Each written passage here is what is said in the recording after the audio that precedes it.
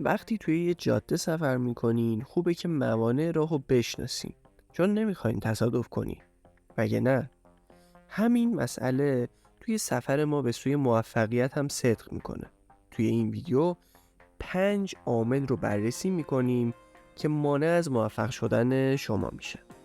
1. عامل ترس. ترس یکی از بدترین دشمنای موفقیته.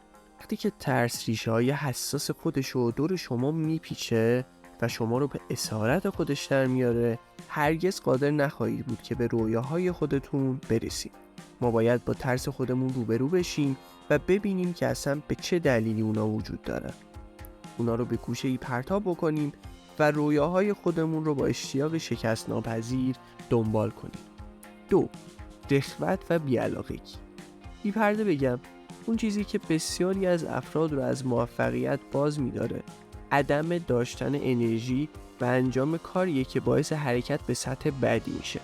اونا به نقطه‌ای میرسن که احساس راحتی میکنن و سپس خودشون رو برای چرتی به درازای تمام عمرشون آماده میکنن. 3. نداشتن پشتکار. موفقیت توی تیزترین کنج یا شیبدارترین تپه است. پشتکار داشته باشین، ادامه بدید، یک تپه دیگه، یک گنج دیگه. بدبینی. نکته اینجاست که میتونید به هر چیزی که باور دارید برسید. از خودتون بپرسید که چه نوع افکاری رو با خودتون حمل میکنید. آیا خوشبین هستین یا بدبین؟ اگه باور ندارین که میتونید برسید، پس نخواهید تونست. 5.